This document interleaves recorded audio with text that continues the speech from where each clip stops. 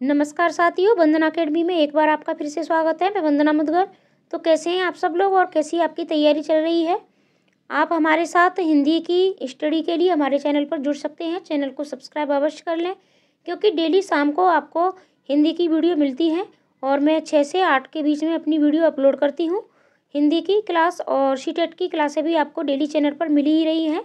साथ ही साथ सीटेट की क्लासों में आपकी मतलब कौन सा सब्जेक्ट सबसे पहले कराया जाए, ये आप कमेंट करके अवश्य बता सकते हो। तो हिंदी का आज हम प्रैक्टिस करेंगे और क्लासें आपको पहले दी जा चुकी हैं और हमने सारे स्वर वर्ण और व्यंजन पढ़ लिए हैं और आज उन्हीं से संबंधित मैं ये मतलब प्रैक्टिस लेके आई हूँ। तो आप प्रैक्टिस अवश्य करें।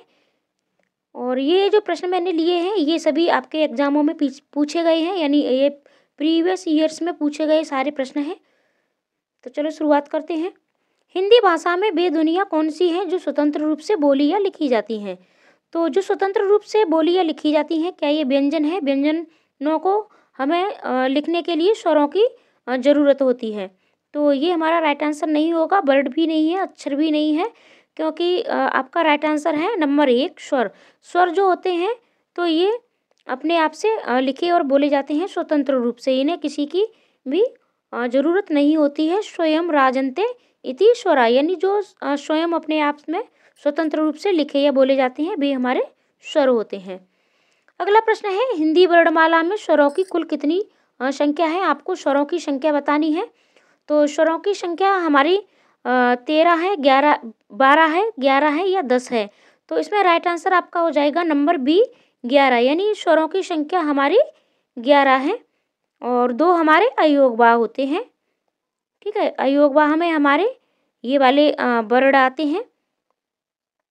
ठीक है, ये हमारे अयोगवाह होते हैं।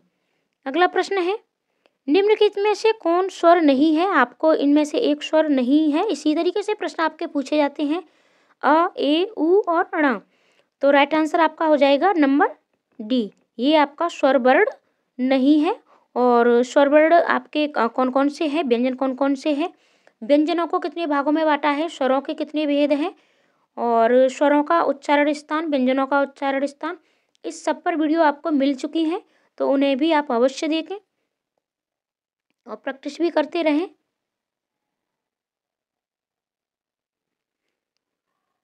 अगला प्रश्न है, तालव्य व्यंजन है, यानी आपको तालव्य व्यंजन जो हमारे तालु से बोले जाते हैं, क्या ये ता वर्ग के व्यंजन हैं, चा वर्ग के हैं या फिर टा वर्ग के हैं या फिर पा वर्ग के हैं? तो इसमें से आपका कौन सा ऐसा वर्ग है जो तालु से बोला जाता है, तालव्य है? तो जैसा कि हमने आपको बताया था पिछली वीडियो में कि हमारे 25 व्यंजन हैं, इनको हमने स्पर्श व्यंजन बोलते हैं।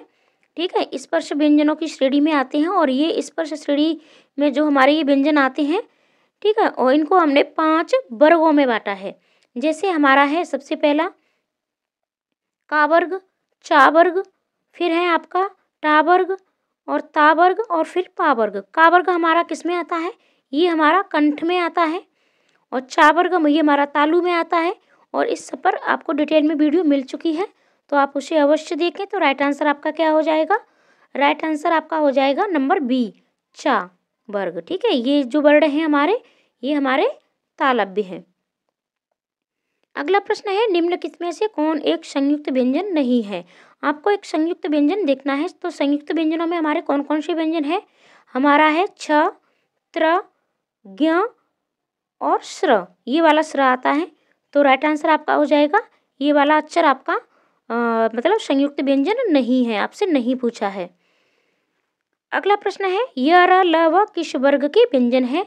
यानी ये जो चारों वर्ण हैं ये किस वर्ग के हैं?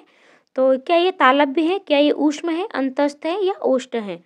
तो इसकी हमने एक ट्रिक बताई थी आपको कि ये ऊष्म में बीच में भी सा आता है और ये वैसे भी सा होते हैं।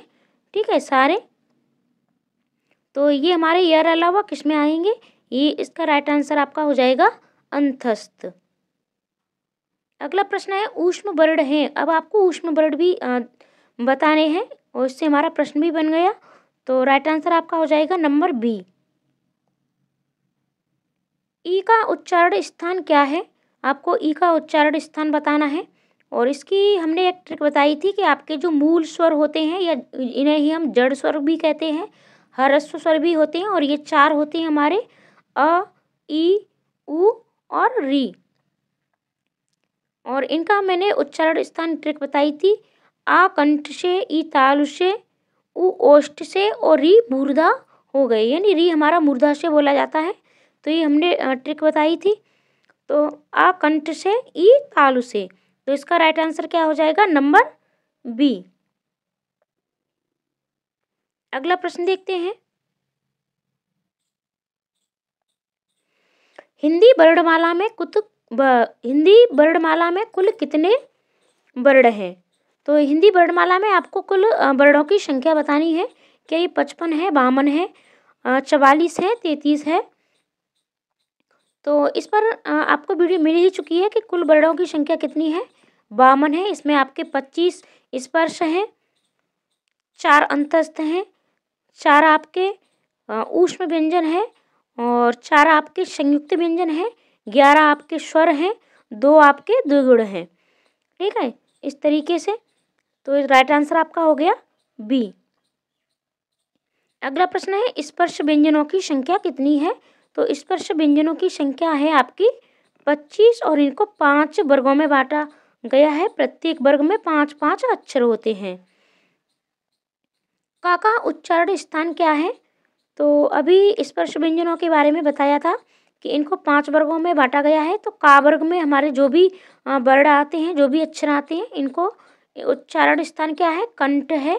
और ये इसकी ट्रिक भी बन जाती है कि का और कंठ, ठीक है, उच्चारण स्थान। तो राइट आंसर आपका हो जाएगा नंबर 1। अगला प्रश्न है, ओ का उच्चारण स्थान क्या है? तो इसका सबसे पहले आपको देखना है कि ये जो ओ है, हमने स्वरों के उच्चारण स्थान देखे थे और स्वरों के भेद भी देखे थे। और तो इसमें ये ओ हमारा किन वर्णों से मिलके बनता है? तो ये हमारा आ और प्लस ऊ से मिलके बनता है। तो अ हमारा कंठ से बोला जाता है और ऊ ओष्ठ से। तो मिलके क्या बन जाएगा? मिलके हमारा बनेगा कंठोष्ठ। तो ओ का उच्चारण स्थान क्या है? कंठोष्ठ है। अगला है, निम्नलिखित में से कौन अयोगवाह है? तो अयोगवाह में आपका कौन से 2 वर्ण आते हैं? तो राइट आंसर आपका हो जाएगा नंबर ए। ये वर्ण आपका किस श्रेणी में रखा गया है? क्या ये अनुस्वार है, विसर्ग है, स्पर्श है या फिर आपका ऊष्म है? तो अनुस्वार आपका ये छोटी अंग होती है, अंगूर वाली, अंग से अंगूर। और ये जो हमारी खाली होती है अंग, इसको हम विसर्ग की श्रेणी में रखते हैं। अगला प्रश्न है, उच्चारण की दृष्टि से कौन सा विकल्प सही है? आपको सही विकल्प ढूंढना है। तो क्या आपका ये स मूर्धन्य है? तो ये जो स है, ये आपका तालु से बोला जाता है। इसका उच्चारण स्थान तालु है। स दंत, ये आपका राइट आंसर है। और ये वाला सा आपका मूर्धन्य है, चा आपका तालु है।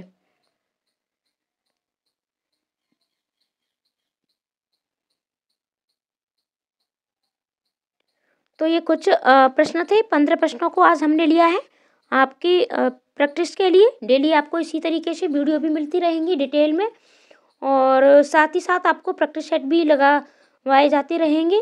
तो चैनल पर बने रहें, चैनल को सब्सक्राइब भी अवश्य कर लें, वीडियो को शेयर भी कर दें, लाइक कमेंट करना बिल्कुल भी ना भूलें। और साथ ही साथ आपको सीटेट की क्लासें भी चैनल पर मिल रही हैं और इसी तरीके से वीडियो आपको मिलती रहेंगी।